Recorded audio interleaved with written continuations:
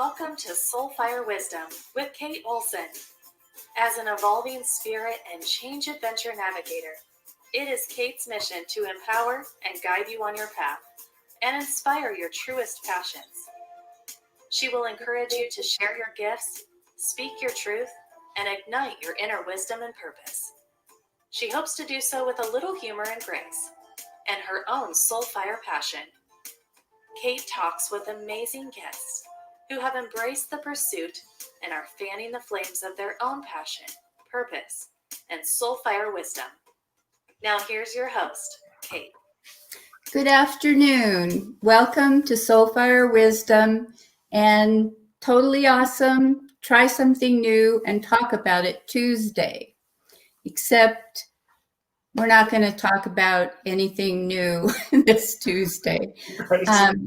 Instead, I want to talk to Frank King, who is my guest today, about 2020 before we get started talking about understanding and preventing suicide. So, hi, Frank. How are you? Kate, and I have to apologize to everybody who tuned in last time when I didn't show up. I am Kate Olson's problem child. I am, as comedians go, Kate, I'm like the Ward Cleaver of comedy. I'm usually, compared to other comedians, pretty responsible, but compared to regular human beings, I'm a mess. So I apologize for anybody who tuned in last time and I wasn't here. That's okay, Frank. I was set. That show would have been the 1 year anniversary. Oh God. Of the show. Oh God. And you were the only one all year that didn't show up. Oh. So you made an impact. Yes,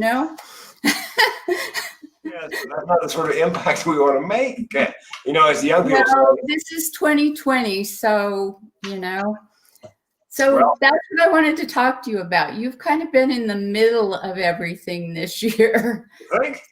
Starting out in February when you started off to go on a cruise. Yes, we sailed from Singapore on the 1st of February. Yeah. Actually, there were two ships in the neighborhood, Kate. There was the Westerdam I was on, Holland America. And then there was the Diamond Princess.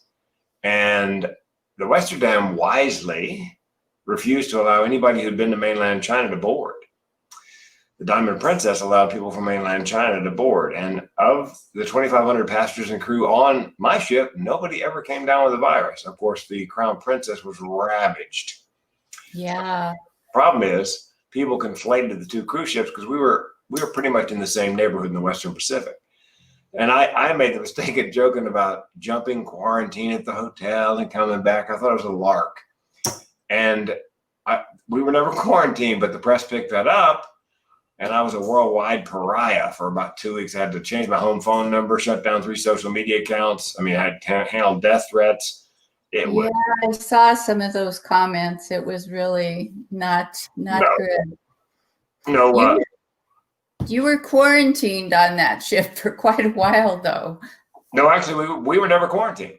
Well, you were stuck on the ship. Well, we were stuck on the ship for a number of days. The cruise was 2 weeks. We were turned down by 5 different countries to dock. We finally were allowed to dock, and then we went to a hotel. We flew to a hotel. And then because a woman supposedly tested positive in Kuala Lumpur, they froze everybody in place. Still no quarantine, but and when my contract was up, I paid for my own ticket. I flew on Emirates Air for like $1,500 to come home because I had engagements. And I was healthy, and the CDC guy from the U.S. was there in the hotel. And he goes, Frank, there's no reason you can't go home. Go. Mm-hmm. Oh, man. I wish I'd stayed and just Zoomed the gigs. But, it's hindsight, Kate. It's Yes, and then I saw people were really not happy with you for doing that. No, a guy called me up, matter of fact, and said to me, you came back to this county to kill everybody. I said, no, I've got a list, and you just made the VIP section. Well, So then you got back finally.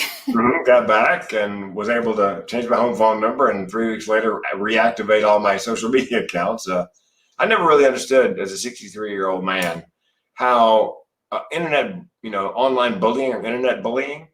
I thought, how bad could it be? Because when we were kids, it was usually in the locker room and very up close and personal. And when you left the school, you left the bully behind. But nowadays, young people, they carry the bully home with them, as I did.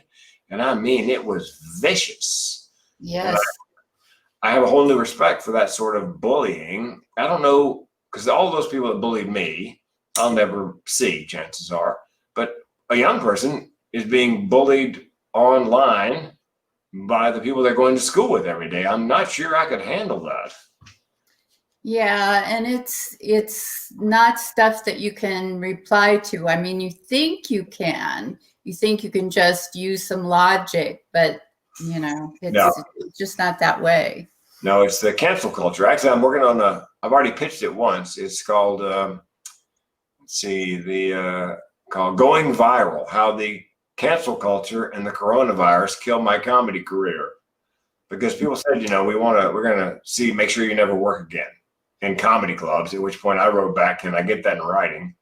Because I never want to work another comedy club. It's a young man's business, young person's business. But anyway, it'll make a good TEDx talk. So it kind of not just you, but everybody, it kind of did away with work for a while. Yes, in the events business, conference business, it's I've done an average of one virtual presentation every month. Most of them were rescheduled from live, although 2 have been recently scheduled from virtual from the beginning. So people are now figuring, look, it's going to last too long. We're going to have to get together. Let's go virtual. So we got the green screen, and I have a background that I use, and a wireless mic, and I stand up so it looks like a keynote, and I actually have them turn on the mics, unmute everybody. With a small audience. Large audience, we use the chat box, and I tell the moderator, look, question pops up in the chat box, interrupt me. Frank, Bob wants to know. So it's a little bit interactive, but of course it's not the same as being. Yeah. Is it harder to do without that audience feedback? Well, because I started my career in comedy clubs, many of them were horrible one-nighters, oftentimes with a very small crowd. We're talking 3 to 6 people. So I'm so used to talking to furniture. Okay. I just smile and deliver like nothing's wrong. So it's not that difficult for me, but I know for a lot of speakers who've never had that experience of speaking to an empty room for 45 minutes, I can imagine how difficult, because they're used to getting that constant feedback. Yeah. Yeah.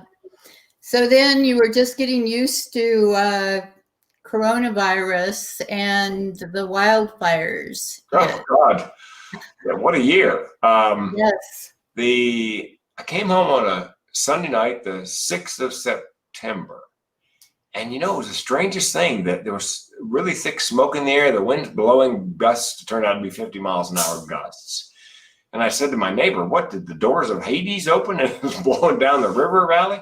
And what I didn't know was that the 50 mile an hour gust upriver had knocked a power pole down and started a wildfire, because we hadn't had any rain in a month or more. And it took off, and it came within 1.25 miles of our house. We were evacuated for 2 weeks. Yes. And I actually was downtown when we went. I don't know if whoever's listening knows, but with a wildfire, there are 3 levels. Level 1 warning is get ready. Level 2 warning is get set. In other words, pack, get everything ready. And level 3 is go, because wildfires move so fast sometimes you can't outdrive them.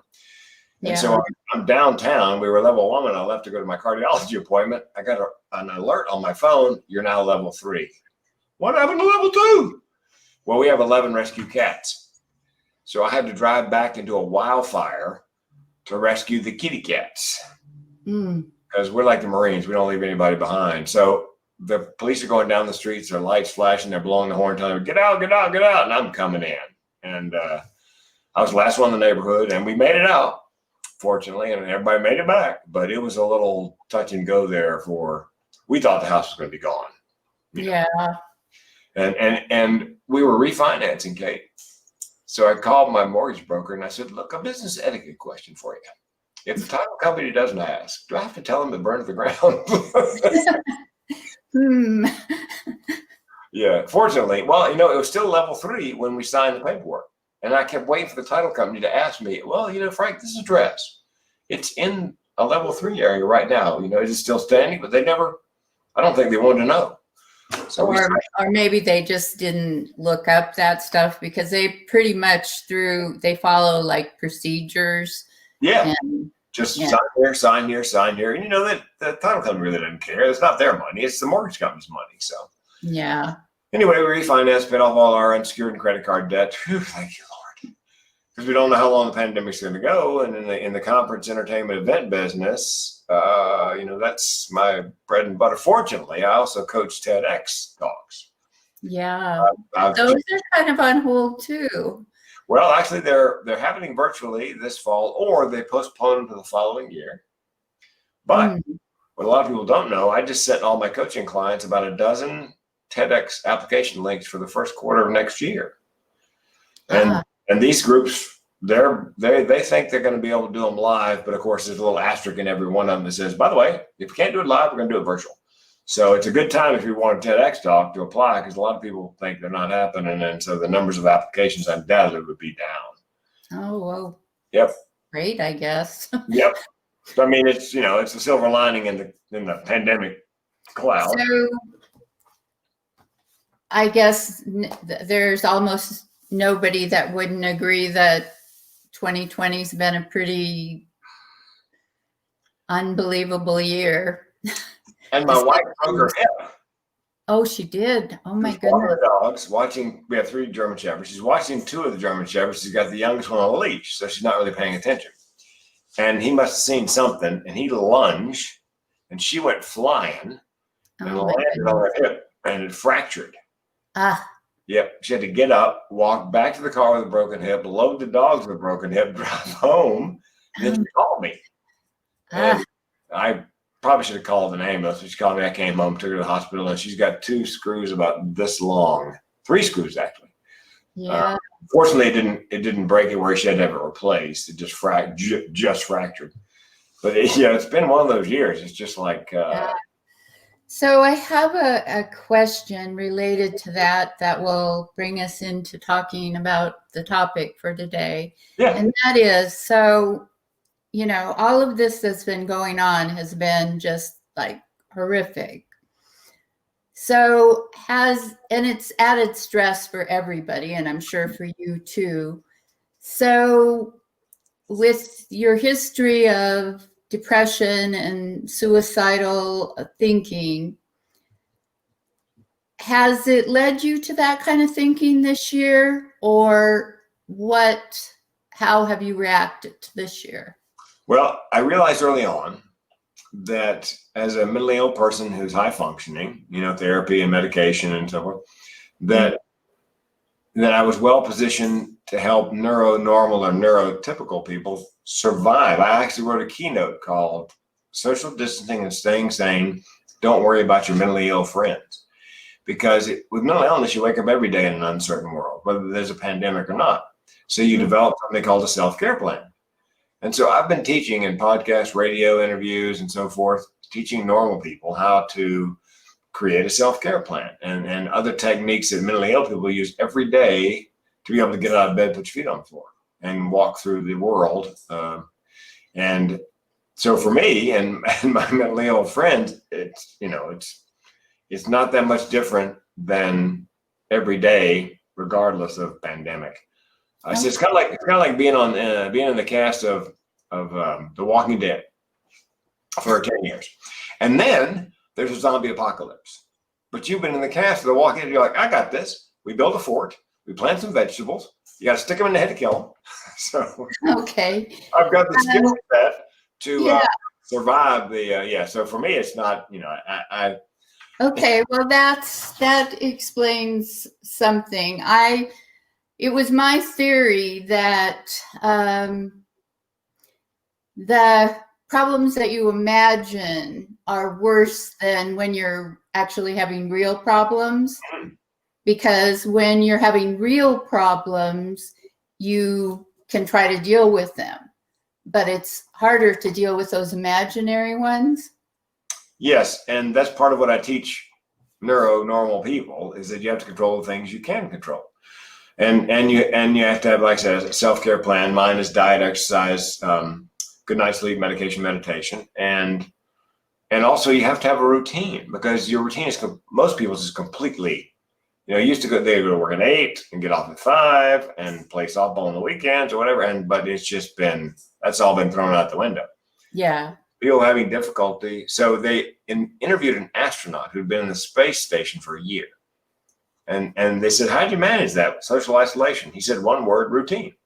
He said, I go to bed at the same time, get up at the same time, eat my meal at the same time, exercise the same time every day, my recreation time, same time. So it's a matter of organizing your world in such a way. And that's what, it's oftentimes people with mental illness need, that structure self-imposed to get out. And I have this thing called gamification. And oftentimes people with depression or other mental illnesses have difficulty getting out of bed in the morning, myself included. So what I do is I make a game of it. I make a to-do list of 6 things. And the way I win the game is when I scratch off number 6, I can go back to bed, pull the covers over my head, binge watch Netflix. I don't care if it's 3 in the afternoon, broad daylight, because I win. So that's how I get myself out of bed, is I play the game. I get to the gym when I could go to the gym. It's 25 minutes away. My deal with me is, if I get to the gym, get in the gym, all I have to do is 1 rep of 1 exercise. I can turn around and go home. So that gets me to the gym. And, I half hour and a half, I've never, done one. Well, okay, I'm done. So it's called gamification. It's and I do something called half-hour power. I can do almost anything for half an hour. So on my to-do list, let's say I've got taxes to do and they're due, because tomorrow, October 15th is coming up. A lot of people have taxes due. Me. Oh, great. So what I'll do is I'll do taxes for half an hour, and then I'll do something else on the list for half an hour, like cut the grass. And then, but every other half an hour, I come back and I do my taxes. So I'm not strapping myself to my desk and thinking I've got to get through all these taxes. I get a break every half an hour, do something else, and then I come back and do every other half an hour until the taxes are done. So it's a way of structuring your day to be able to move through it and get things accomplished. Yeah, I can see how that would help. So after you were a writer for the Tonight Show for 20 years, and then what came first? Did you do the TEDx talks first, or did you start doing the comedy? I started comedy in 1985, the day after Christmas. I booked myself. It was kind of the beginning of the comedy club boom. I booked myself for 10 weeks, which I thought was forever. And I asked my girlfriend, now my wife of 33 years, hey, you want to come along? And she goes, yeah. Surprised me. And so we were on the road together doing stand-up. I was doing stand-up. She came along for the ride for 2,629 nights in a row. Wow. Did a little radio. And then by 95, the comedy club thing had gone bust. But I was a very clean act, so I jumped to the corporate comedy circuit. And I did that till 2007 when the recession hit. And the business dropped off 80% overnight. And in 2010, I learned what the barrel of my gun tastes like after we filed Chapter 7 bankruptcy. Ugh.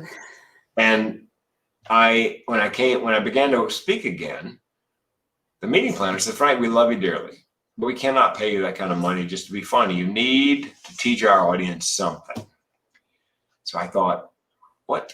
And I bought a book by Judy Carter called The Message of You, Turning Your Life into a Money-Making Speaking Career. And I went into the book thinking I got nothing. And about halfway through, because she leads you down this path, almost fill in the blank. And I thought, oh my goodness, my family history of depression, suicide, my near suicide. I could get some training on preventing suicide and add my humor, comic relief, and I could be a suicide prevention speaker. The trick was, how am I going to rebrand when everybody thinks I'm just funny? And my wife goes, do a TEDx. And I said famously, what's a TEDx? And that week I got an email from a TEDx in Vancouver, BC, and they said, would you like to apply? Sure. And I got it. And I used that opportunity on stage at a TEDx to come out as depressed and suicidal. Nobody knew. My wife, my family, my friends had any idea that I lived with major depressive disorder and chronic suicidal ideation. And it allowed me to that TEDx allowed me to rebrand as not a funny speaker, but a speaker who's funny. And that one, I got 2 phone calls from 2 different TEDx committees, and they asked if I had another mental health TEDx in me, and I said yes and yes. So that was my second and third. And then I had another idea, so I applied for a 4th. That was Suicide, the Secret of My Success, Dead Man Talking. And then I applied for my 5th, which was Mental Health and the Orgasm, Treat Your Depression Single-Handedly. Wow, okay. Which was my funniest, as you might imagine. Yeah. Yeah, So, when I coached TEDx, I said, look, the title and subtitle is very important because they get a couple hundred applications. So whatever you put in the title and subtitle box, better grab their attention. And those last 2, the last 2 I did, they liked the title, subtitle, and the idea so much, I didn't even have to audition. They just said, you're on. oh, well, having prior TEDx talks probably helps. Yes. And, it was interesting. It was entertaining. It was, they knew I was a comedian. And so, but that led me to believe that I could teach other people to do the same. Make the application interesting because they get a lot of them, and they're not looking for a reason to book it. They're looking for the first reason to throw you in the no pile. So that's basically what I do for my clients is make sure that application is sticky and they can't put it down. So the combination of comedy and suicide, it isn't, doesn't seem to fit. First thought, how does that work? Well, and I always, when I'm doing a keynote, address the elephant in the room, which is exactly that, Kate. So I say to them, I know what you're thinking. Comedian, suicide, how does that work? A couple things.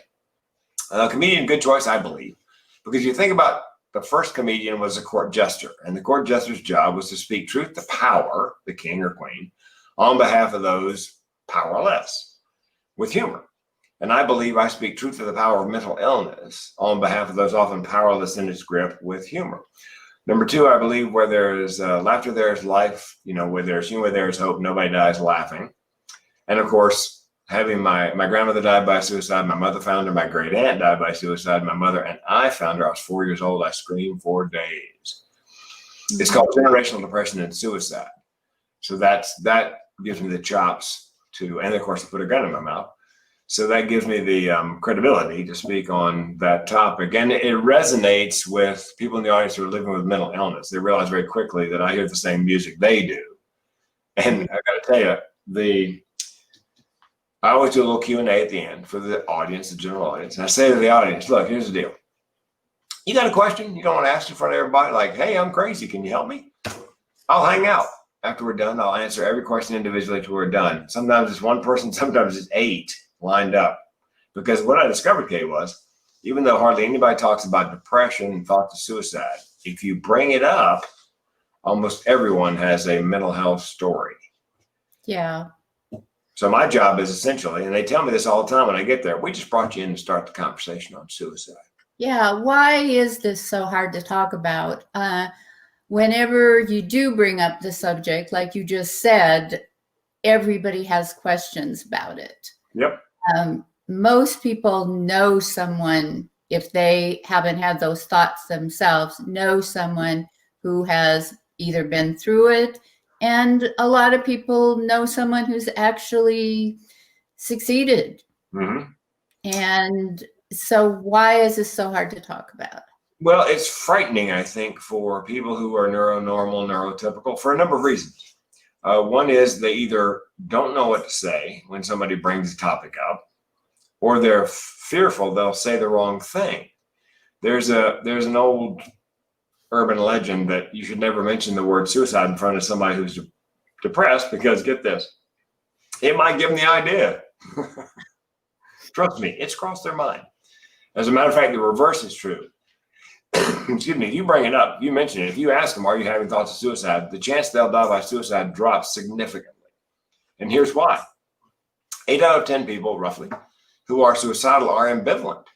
They want somebody to notice something and interrupt. 9 out of 10 people who are actively suicidal give hints in the last 7 days leading up to the attempt, direct, indirect, verbal, nonverbal, behavioral. So what I teach in my keynote is signs and symptoms of depression and thoughts of suicide, what to say, what not to say, what to do, what not to do, and resources. That's basically my keynote. That's the curriculum that I teach. So that if you notice something about someone after you heard me speak, Depression, it's, if somebody is has trouble getting up in the morning, but kind of rallies in the afternoon, that's a sign. A big one, and you can even see this on Zoom, is they let their personal hygiene go. There's COVID casual. My clothes are clean. You can't see my hair, but it's clean. But if you're on Zoom and you notice, gosh, their hair's not quite as clean, the clothes look dirty. It may be because they're struggling to get out of bed to the bathroom to, do their stuff and then run a little wash. What I worry about, Kate, is the neurotypical, neuronormal people who are experiencing what they call situational depression due to the pandemic, COVID, and social distancing. I worry that some of these folks, because they've never experienced depression, have no idea what it is. Why am I feeling this way?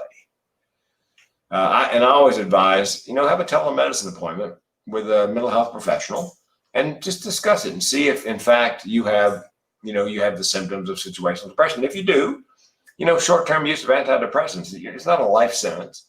You can just be on it as long as this lasts until you can sort of right yourself and then just taper off. And by the way, there's a technique that I always recommend when somebody prescribes a psychotropic. You can get a DNA cheek swab. They take your DNA, they send it to the lab, and they try to match your DNA to the antidepressant or anti-anxiety or antipsychotic medication that works best with your particular metabolism. So it eliminates a lot of the sort of lab rat aspects. You go on, doesn't work, you taper off. You go on, doesn't work, taper off. And also I advise, the doctor often only knows what the drug rep told them. So always ask your pharmacist, because that's their job. I always ask, anytime I get a new medication, I have that consult with the pharmacist and we have a detailed conversation. Should I be taking my cholesterol medication, or what are the side effects? Should they be, are they shouldn't eat or drink? So anyway, that's what I recommend. So are you on medication currently? Yes, I have waited till I was 60. My wife goes, look, honey, you're 60. Ask your doctor. So I went in, the doctor is supposed to ask you every time you go 2 gateway questions about your mental health. They're supposed to say, are you taking less joy in your social activities than you did, in the previous month or so? And I guess, have you felt hopeless in the last 2 weeks? And they're supposed to ask that every time they see you. And then if you say yes to one of those, there's 7 more questions, more detailed. But my physician never asked me. So I had to tell him I was depressed and suicidal. So he wrote me a script for Wellbutrin.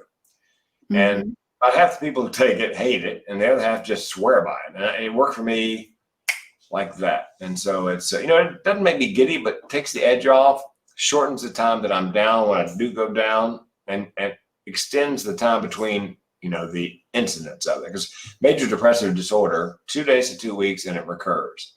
So with the medication, it doesn't happen as often, and it's not quite as deep and long as it was before. Okay. So you mentioned people being afraid to say something to someone who is either, giving blatant signs of being so suicidal, or someone who isn't, and they just sort of suspect that something's going on. Is it possible to, as they say, push someone over the edge, by bringing up the topic? Research shows the opposite is true. Again, if 8 out of 10 are ambivalent, 9 out of 10 give hints. And here's some signs, because suppose they're not forthcoming. If you flat out ask them, are you thinking, or you have thoughts of suicide, and they say no, but you suspect. And I always say, go with your gut. Here's some signs. They talk about death and dying. You catch them Googling death and dying. Death and dying appears as a theme in their music, artwork, writing. They're putting their affairs in order. They're giving away prized possessions because they want to make sure they go to the people they want them to go to when they're gone. And if they give away a pet, that's for the top of the pyramid of prized possessions. And here's a counterintuitive one that's really dangerous. They've been depressed forever, and all of a sudden they're happy for no apparent reason. And you're happy because finally they're happy. They may be happy because they've chosen time, place, and method, and they know their pain is finite. Because suicide, my friends ask me, why did so-and-so want to kill himself? Chances are he didn't. He just wanted to end the pain. I just wanted to end the pain. I didn't want to die, but it was the only way I could think of to end the pain.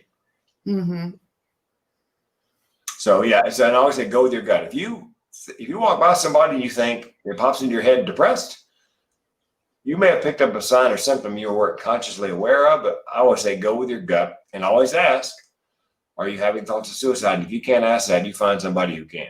Call me and I'll ask. So, I have no problem.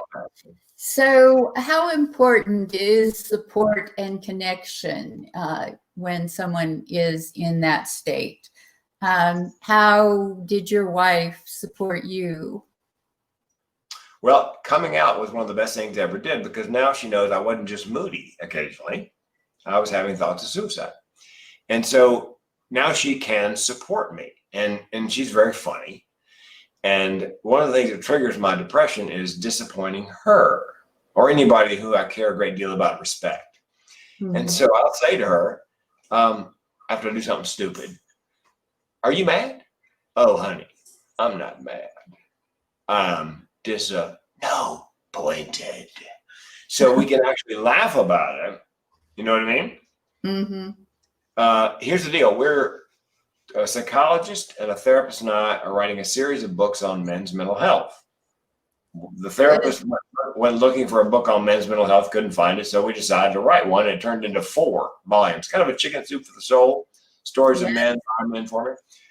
And in there, it's a lot of car metaphors. And so it's important, if you have mental illness, to, and here's a car metaphor, you need a pit crew. You need to have people around you that you can be honest with about how you're feeling. And they're not going to get scared when you tell them. And they just know to listen. Because that, people ask me, what do I say to my friend who's depressed? Don't say anything, simply actively listen. But if you surround yourself with people who understand what you're going through, and you can be honest with, I'm my partner in the gym. He's a retired veterinarian. And he said to me one day, how you doing? I said, I'm wretchedly depressed. And he goes, well, tell me what that looks like. I said, well, do you remember when you were 18 and every other thought you had was about girls? Mm-hmm. He goes, yeah, what's your every other thought about? Going back to bed and binge watching Netflix. He doesn't should all over me. That's a mental health term. Don't should all over me. You should do this, you should do that. Just listen. And now if it gets to the point where I was actively suicidal, then you need to get me on the phone with the Suicide Prevention Lifeline. Or nowadays, for younger people, they have a text line. You text the word help to 741-741, and there's somebody on the other end, about your age, texting back. Because kids, young people, tend to be more forthcoming in text. So that's, it's the car metaphors. If you buy a car, you need to maintain the car.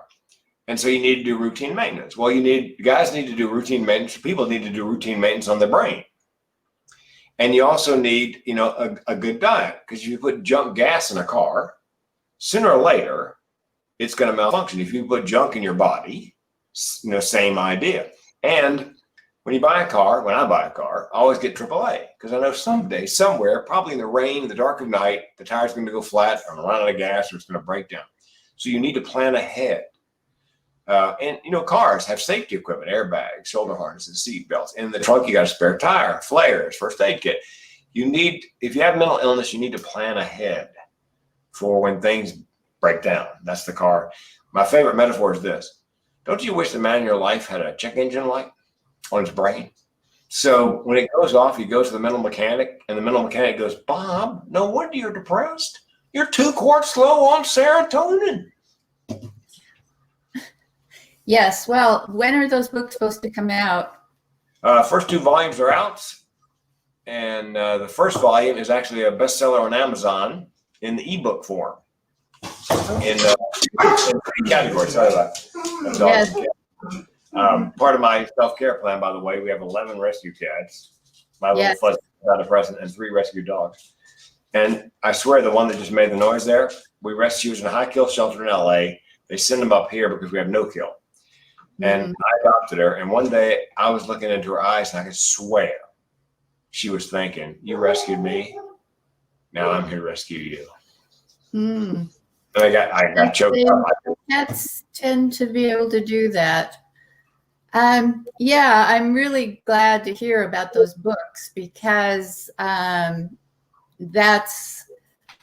feel like there isn't enough help, especially for men, because of men's tendency not to talk Yep. to people. That's my son is a person in my life that had suicidal thoughts, or still, could have at times, because he has a tendency toward depression. Mhm. And he has told me that has said men need people to talk to. Yeah, it's toxic masculinity. It's especially in the South where I grew up. Big boys don't cry. You don't share your emotion. And 8 out of 10 people who die by suicide in the U.S. are men for that reason. And Kate, men don't just not take care of themselves mentally. I've had several friends, male friends my age, have died of prostate and colon cancer. And they're eminently treatable if you get a PSA test and have a colonoscopy every so often. But men just, they're rough and tough, and they just don't. And it's a shame. But we surveyed men and said, what kind of mental health advice do you want? And they said, we want real stories of real men and how they're really coping. So each book has 12 stories. Each man has a different issue. And they say the last 500 words is how I'm coping. And then there's exercises and resources and that kind of thing wrapped around it. So it is a manual. It looks like an automobile owner's manual. We thought if we made it look that way, guys would pick it up. But we think, Kate, as in the case of your son, that a lot of women will buy it because they've got a man in their life, husband, brother, son, and they just are at a loss. How do I, they want to help, but how do you help somebody like that? Yes, and it's harder when, like my son, he had his first suicidal thoughts at 9 years old. Yeah. And I helped him, work through it as a child. Now, as a man, it's harder for me to help him. It's harder for me to even get him to communicate when I know that something is wrong. Well, here's my phone number, Kate, for him and for all your listeners and watchers. It's 858-405-5653. 858-405-5653. I put it up on the screen every keynote that I do. And I say to the audience, look, if you're suicidal, call the Suicide Prevention Lifeline or text the text line. If you're just having a bad day, call a crazy person. There's my phone number. Okay. Because we're less likely to be judgmental. We're just going to listen. We hear the same music. He wouldn't have to explain to me, about depression because, I've been there, almost done that. Or suicide because I've been there, almost done that. So it's the kind of thing. That's why peer counseling is so powerful. There's a story about a guy who falls down a well and he can't get out because the handholds don't go high enough. And so a family member comes by, looks down the well and says, oh man, that really is awful, but there's no way I can help. I mean, there's no way I can get down there and get back up. Walks on. A friend of his, same thing, looks down, oh man, I wish I could help you, but obviously there's no way. If I go down, I'm not coming out. A stranger comes by, sees him in the well, goes over the lip of the well, drops down to the bottom of the well. And the guy in the bottom of the well goes, what are you doing? He goes, I'm here to help you. And he goes, help me? You're now stuck in the well. And the stranger goes, yes, but I've been here before. I know the way out. That's the power of a peer. Yes. And if your son is, tell your son, the mental health comedian, said to give him a ring if you're having a tough day. Yes. And you brought up something else that's, really typical of people with any kind of mental health problems. You often help yourself by helping other people. I know because I do that too. I mean, I don't have clinical depression, but I've had situational depression. And when I feel that, the thing that I do that can get me out of it is I help other people. My son does that too, and I know a lot of other helping people that do that. But there's one thing about it is you also have to get support, or you will reach a point where you just don't have anything left to give. Well, and there's another metaphor or simile, I guess. People who are neuronormal don't understand what it's like to live with a mental illness. And it's kind of like that Greek god Sisyphus. He gave fire to man. That was a big mistake. And I'm glad he did, because I love barbecue. But he got punished by the other gods. And his punishment was, you probably know the story, was to roll a rock up a hill every day with the idea at some point you get it over the top of the hill and roll back down the other side. But every time you rolled it to the top of the hill, it would roll back down the bottom of the hill. And every day. And having a mental illness is like that. Every morning you wake up, there's a rock and a hill. Now, some days the rock is small and the hill is not so steep. Some days the rock is a boulder and the hill is Kilimanjaro.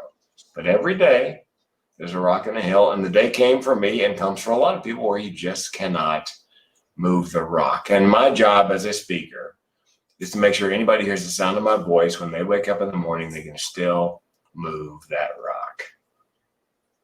Yes. And you have to have some means outside of, what you can give to other people to replenish yourself. Yeah, I must tell you that speaking on this is very therapeutic. And because almost every time I speak, except for once, I think, somebody in the audience had chronic suicidal ideation. And I tell a story in my speech, that suicide for me and people like me is always a solution for problems large and small. Just always. And when I say small, my car broke down a couple of years ago. I had 3 thoughts unbidden: get it fixed, buy a new one, or I could just kill myself. Well, that resonates with people who have chronic suicidal ideation. And a young woman came up to me after a college presentation. She said, "Thank you for your keynote." I said, "You're welcome." She said, "But I got to tell you the truth, it made me weep." "How'd make you weep?" She said, "Well, you know your story about the car? You had that thought, get it fixed, buy a new one, just kill yourself." She goes, "I've been having those thoughts all my life. I didn't know it had a name. I thought I was some kind of freak. And when I heard you say that out loud, I realized for the first time in my life that I am not, in fact, alone," and I wept. That, Kate, Yes. that's the purpose and my passion. That right there, because maybe I've steered her just far enough off the path to suicide that she'll live a normal life. And after all the times that happened, I was in Billings, Montana. It's dusk. The kid at the college is going to get the truck to take him back from the motel. It's starting to snow. There's a river nearby. I can hear the water. And it hit me. I'm sort of like George Bailey in It's a Wonderful Life. I've been shown what these people's lives would be like if I were not there to speak and simply let them know that they were not alone. And my second thought was, now I can't kill myself, because I would take all those people with me who never got a chance to hear me speak and say, "You're not alone." So that's my why, that's my purpose, that's my passion. I go to bed thinking about it, wake up thinking about it. I feel very fortunate. It's my blessing and my curse. A lot of people have doubt. Yes, I think basically. Go ahead. Basically, that is one of the great,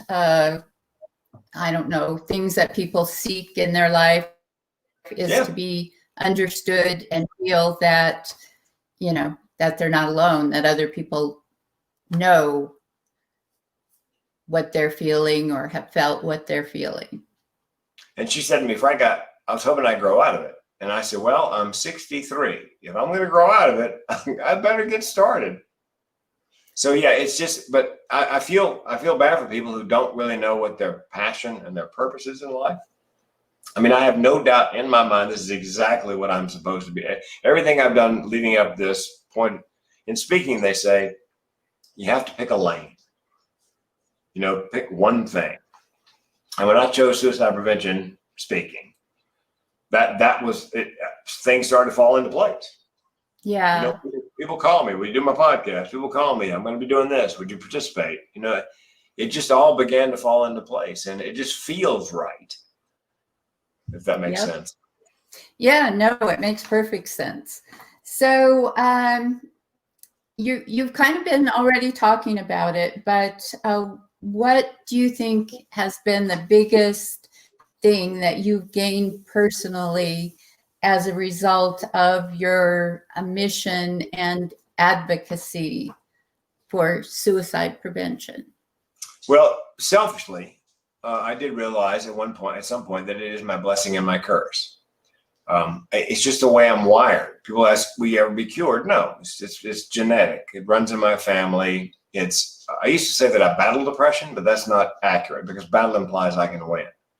I realize I can't win. I can lose and die by suicide, or I can tie, which is where I sit, kind of like North and South Korea, uneasy truths with my depression. And I believe, and my third TED Talk was about this, that mental illness is not really a singularity, but a duality. It's mental illness combined with some mental ableness. Because everybody I've ever met who has mental illness, I bet your son falls into this category, I would put money on it, has some ability, something they do, or some things they do that they do extraordinarily well. Mm-hmm. And I believe that that's all part of the wiring. The mental illness is simply the flip side of my imagination, creativity, comic ability, the way I see the world. I can teach you to write stand-up. I can teach you to perform stand-up. I cannot teach you to process that information the way I do. And if somebody said to me, Frank, look, we'll give you a pill, one time. You'll never be depressed. You'll never have another suicidal thought. However, you'll also no longer process information like a comedian. I wouldn't take it because that's who I am. It's part. And if we can convince young people, look, you have a mental illness, but here's the good news. You have got mental ableness that your peers can't touch. So we treat the mental illness, therapy, medication, whatever, and we wrap our arms around and embrace and energize and celebrate whatever mental ableness. Did you see the 60 Minutes this past Sunday night?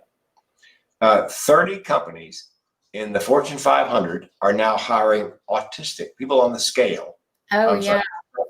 Yeah, for their special abilities. These are people that oftentimes could not get a job, had to go home and live with their folks. And now these companies are celebrating them and paying them handsomely for their particular ability. So they're not focusing on the disability. They're treating the disability and they understand the disability, but they're celebrating and rewarding, paying them for something that they do remarkably well.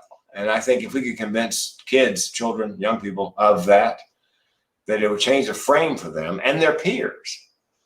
It would reduce bullying, stigma, and eventually suicide. If we could just and I've talked to parents and they go, Frank, you're the first person ever said anything to us about there's a positive side to whatever mental illness the young person is suffering. Because I have yet to find a young person who wasn't completely dysfunctional, that didn't have some extraordinary abilities. Right. I actually do think that mental illnesses are heightened awareness and sensitivity. Yeah, well, and one of the TED Talks I'm pitching right now is called Depressive Realism. There is some science that people who have depression see the world more accurately than their neuronormal peers who may be wearing rose-tinted glasses. So the point of the TEDx would be to, move depression from a disability and to an ability. Well, yeah, I have depression, but I got news for you. I tend to see the world more accurately than my neuronormal friends. I think every board of directors should have a depressed person on it. Because they come up with a great idea, and the depressed person is probably gonna not play up the upside so much and see what the downside, a more accurate view of the downside of whatever. A buddy of mine who's Jewish says it's the Jewish grandmother thing. That's how Jewish. He's like, that's how my Jewish grandmother is. Oh, Mr. Smarty Pants. That's never gonna work, and I'll tell you why. Because she'll tell you every chapter. Yeah. So that again, if we can reframe. Also, like the Jewish grandmother, she has that negative view, but she also has the coping skills. Yes. To deal with it usually. Yes, and and she's going to tell you how it's going to go wrong. But she's there to comfort you when it does go wrong. Mm-hmm. So what I'm trying to do is reframe mental illness as a combination of mental illness. Malcolm Gladwell, in his book David and Goliath, says of such things, it's a desirable disadvantage. You would never wish it on anybody, but it does come with advantages that neurotypical people don't have. I told my sister, who lives with anxiety and depression, I mentioned the word superpower. And she goes, superpower? We're not the X-Men. We're the Xanax Men. So humor runs in the family too, huh? Yes. And she is very, by the way, mentally ill and very talented. She taught memoir, short story, and poetry at Duke. That's how bright she is. Yeah, she is. Again, I think that's her superpower, and I think it's all part and parcel of her anxiety and depression. So I have a question you probably haven't gotten too often, but what surprised you most about life so far? I think it was the fact that when I realized that my abilities were simply the flip side of my disabilities, that was an epiphany. Okay. I was driving somewhere and I was thinking about all the people I'd met who were so talented, who had mental illness, and I thought, wait a minute, that can't be a coincidence. And that's when I constructed the TEDx talk, The Revolutionary Advantages of Mental Illness. I did some research and, I've got laundry lists of celebrities, politicians, athletes. Each one has a different mental illness. And at the end of my talk, I go, look, here's the deal. You don't have to have a mental illness to be rich, famous, notable, or whatever, but it appears it doesn't hurt. It has its advantages, huh? Yeah, and each TEDx has been an idea occurred to me. I think people with depression, especially, we see connections where others don't see they exist. The information's out there for the TEDx, but nobody's really, curated it and put it into 12 to 18 minutes. And that's also the moment when I realized that suicide is the secret of my success, because my first wife was wonderful, but we shouldn't have been married. Insurance is a great business, which I was doing, but it was not for me. And I realized I should be doing comedy, going to open mic night. And I realized I'm suicidal. I'm going to kill myself sooner rather than later if something doesn't change. Well, second thought, what have I got to lose? I can divorce my wife, quit my job, try comedy. If it works, great. If it doesn't, I can still kill myself. So, whereas a normal person, if they did that, their last thought would be, what if it doesn't work? I'll lose everything. I had nothing to lose. I was going to die either way. I could put it on one roll of the dice. And I think a lot of people I've met entrepreneurs and entertainers have the same basic thought process. I hate my job. I hate my life. I should be doing this. I'm going to kill myself. Well, wait a minute. I could give it a shot. And, I think Anthony Bourdain, he was at Vassar, making good grades, loved food. Folks took him to Paris when he was 8, fell in love with food. And he worked in restaurants from the time he was a teenager. I think he realized, I don't belong at Vassar in this particular major. I need to be at the Culinary Arts Institute or whatever. If I don't leave this school, I'm going to kill myself. I'm just speculating. Well, what the heck? I'll try the culinary arts thing. If it works, great. If it doesn't, Kate Spade, same thing. She's working at Vanity Fair as the head of the accessories. She's the editor of the accessories section. Great job. I think she probably thought, I'm not supposed to be reviewing other people's fashions. I'm supposed to have a fashion line. She was mentally ill. She was untreated other than self-medicating. Maybe she had the same thought. What the heck? I'll leave Vanity Fair. I'll try to establish a fashion line. If it works, great. If it doesn't. But I think each one of those folks, they woke up one morning and they just couldn't move the rock, unfortunately. Yeah, unfortunately. I think that, there probably was a way to prevent those cases, but, it just didn't happen. Well, in Kate Spade's case, I don't want to do therapy because I'm afraid it will damage my happy-go-lucky brand. Oh, my goodness. Tragic. Absolutely tragic. Yeah, if you can't be mentally ill, I think the next best thing for developing those same skills is having a lot of adversity in your life. Yes, and overcoming it. Yes. Dyslexics. You read Malcolm Gladwell's book called David and Goliath. He believes dyslexia is a desirable disadvantage. His research shows that if you learn to adapt, you become very successful. A lot of entrepreneurs have dyslexia. Yes. That's 50% of the population. The other 50% don't adjust, cope, and end up in jail. So it's all about, like you said, it's all about going through adversity, and it's how you react and the coping skills that you develop along the way. And it can either hand you a you and end up in jail, or it can be a force in your life to achieve great things. So, yeah, that's what I've found with people and with myself is, in the end, all of that adversity, obstacles, like I am slightly dyslexic, they turn out to be an advantage for you once you overcome them. well, and I've got another Zoom coming up, but I'll leave you with the advantages of dyslexia. Okay. Tell me if you notice this. Most dyslexics have much better peripheral vision. They tend to see the world in a panoramic fashion rather than just like this, just straight in front of them. And the second thing is most dyslexics have an amazing ability to spot the anomaly in anything. My joke is, and I'll leave you with this, never play Where's Waldo with a dyslexic for money. You're going to lose. Aha. Okay. Never tried it, but Yeah, pick up one. See if you don't spot it right away, Kate. I'm telling you, it's amazing. But I met a guy on the ship whose child was dyslexic. Because Frank, I've been to every lecture, I've read every blog post, I've read every book. Not one person ever mentioned that my child had special abilities thanks to his dyslexia. You're the first person to mention that. I think we need to let kids know that. yeah, there are articles on that already, but I remember the learning to read process, and I am not.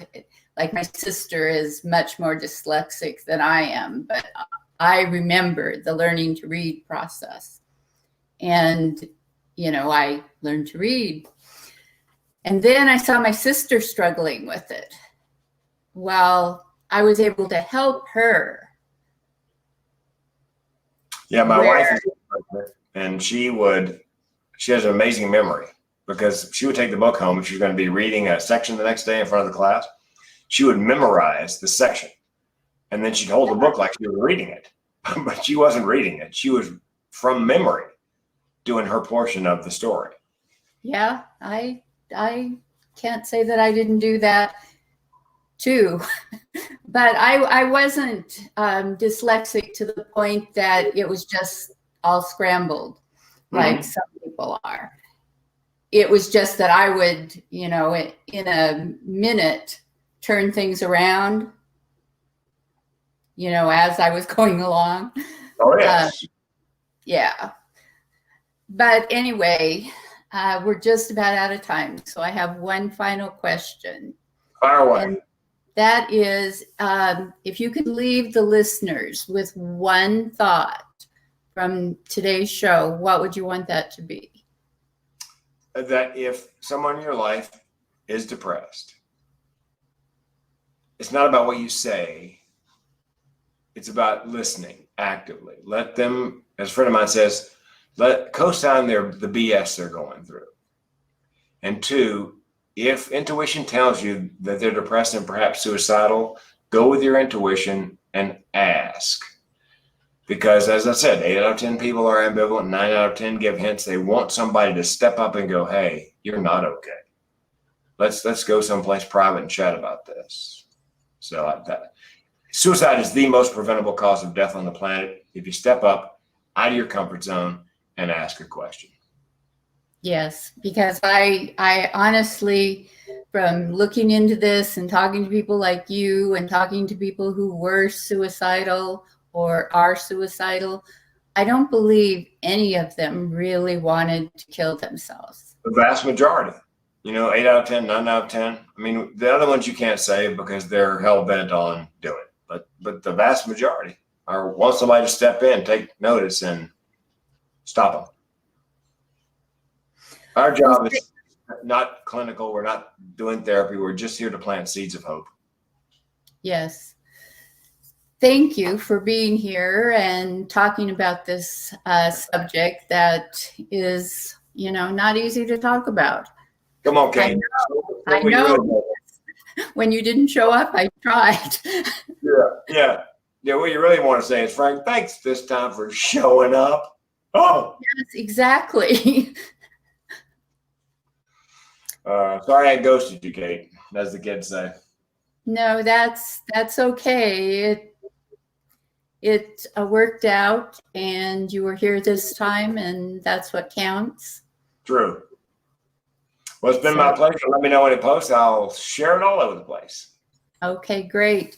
So we have another great show planned for next week. That will be October 27th, and my guest will be, no, wait a minute. That will be October 20th, and my guest will be Ted Winslow. And Ted is a musician and a producer and an entertainer, and he has over 20 albums. And he developed his own technology, Sound Sync Tech, which is great for healing and actually could help people who are having problems with depression. And so Ted will explain all about that on the show next week. So be sure to tune in. And that will be 3 p.m. the 20th Pacific time. So I'm just going to say bye for now. Thank you for listening. Thanks for showing up, Frank. Wisdom with Kate Olson. We hope you enjoyed the show. Thanks, Kate. I'm off to my next one. Brightened your day or sparked a new thought. We have succeeded in our mission. Join us next time when we'll share more secrets and truths and all the magic of transformation that is the journey to soulfire wisdom. Always remember, be fierce in the pursuit of what sets your soul on fire.